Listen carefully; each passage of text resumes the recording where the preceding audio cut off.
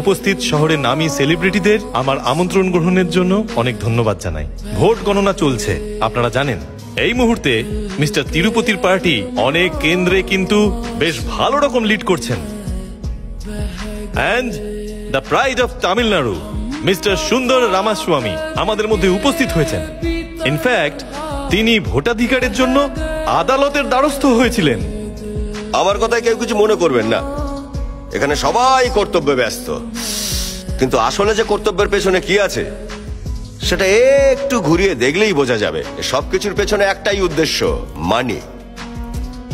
আরে এই যে ছেলেটা আমাদের ইউনিভার্সিটির ব্রাইট স্কলার, ওর এই ব্রাইট রেজাল্টের উদ্দেশ্যটা কি? অনেক বেশি টাকা রোজগার করা। আমি যেমন রাজনীতিতেই ব্যস্ত থাকি, তাই না? আবার এদিকে গভর্নমেন্ট দেখো ট্যাক্স বসিয়ে টাকা রোজগার করছে।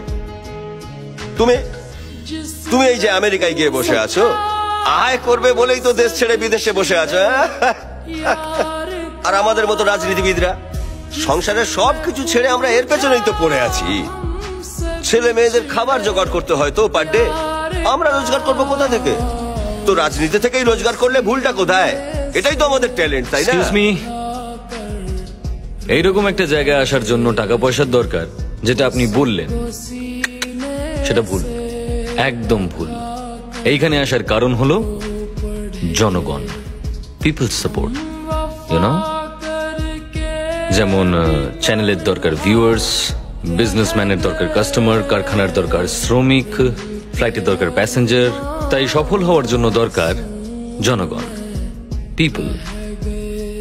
তাদের জন্যই আমরা সাকসেসফুল হই, তা সে বিজনেসম্যান হোক, পলিটিক্যাল লিডার হোক বা সিইও হোক, এটসেট্রা এটসেট্রা।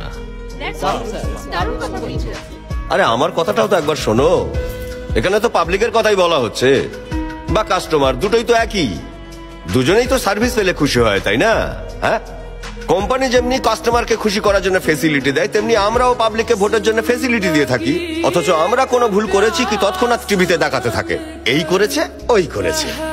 তারা সব সময় শুধু এটাই দেখায়। আজ এই কোম্পানিকে জিএলসিও কিনে নিয়েছে, কাল এইটাকে, পরশু ওইটাকে, কিন্তু বলছে না যে বাজেয়াপ্ত করছে সেগুলো। কি ট্যালেন্ট তোমার! কিন্তু রাজনীতিতে ট্যালেন্টের কোনো দাম নেই।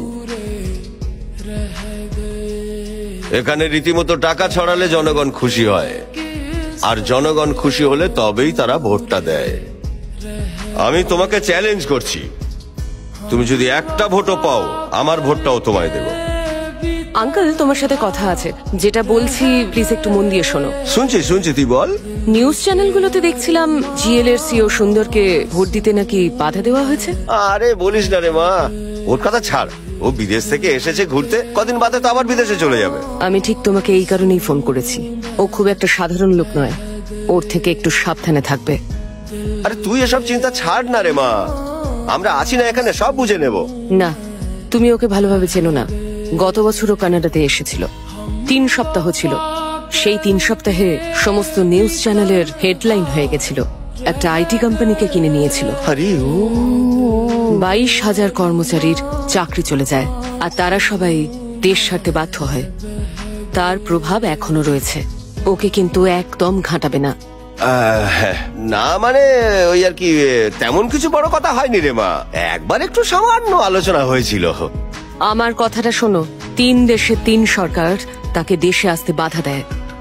তাই কোনো রকম ঝামেলায় যেও না, ঠিক আছে? হ্যাঁ ঠিক আছে মা। তুমি কি ওকে কিছু বলেছো? না না না না, সেরকম কোনো তর্ক করিনি। আর একটা কথা, ভারত ছেড়ে চলে যেতে চাইলে ওকে কোনো রকম বাধা দিও না। Bye uncle. হ্যাঁ বাই মা।